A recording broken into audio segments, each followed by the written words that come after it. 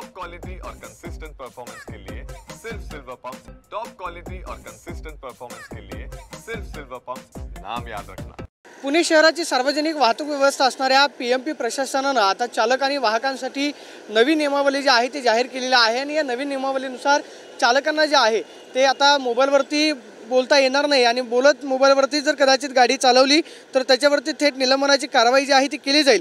वेगवेगळे नियम जे आहेत ते पीएमपी प्रशासनानं लागू केलेले आहेत, ज्याच्यामध्ये झेब्रा क्रॉसिंगवरती गाडी न थांबवणं, त्याचबरोबर भरधाव वेगानं गाडी जी आहे ती चालवली जाऊ नये आणि वाहतूक नियमांचं पालन करावं अशा पद्धतीच्या सूचना ज्या आहेत त्या पीएमपी प्रशासनानं दिलेल्या आहेत। मात्र रूट बोर्ड जे खरं तर पीएमपीच्या आपण पाहतोय की बसच्या समोरच्या भागामध्ये लावले जातात, त्या रूटवरती ज्यावेळेस गाडी धावते त्याचे रूट बोर्ड जर बदलले नाहीत तरी सुद्धा कारवाई जी आहे ती केली जाईल।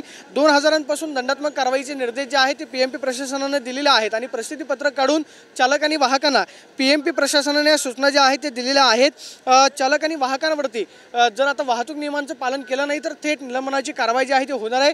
अनेक पीएमपी बस चालकांकडून फोनवरती बोलत गाडी जी आहे ती शहरामध्ये चालवली जाते, त्यामुळे अपघाताचं प्रमाण जे आहे ते सुद्धा वाढलेलं पाहायला मिळतं। त्यामुळे हे अपघात टाळण्यासाठी आणि नागरिकांची सुरक्षितता लक्षात घेऊन वेग मर्यादा जी आहे ती लक्षात घेऊन भरधाव वेगानं जे आहे ती पीएमपी बसेस चालू नका अशा पद्धतीच्या सूचना पीएमपी प्रशासनानं दिलेल्या आहेत आणि यापुढे जर चालक आणि वाहक फोनवरती बोलताना आढळले तर त्यांच्यावरती थेट कारवाई होईल अशी प्रतिक्रिया पीएमपी प्रशासनानं प्रसिद्धी पत्रक काढून दिलेली पाहायला मिळते।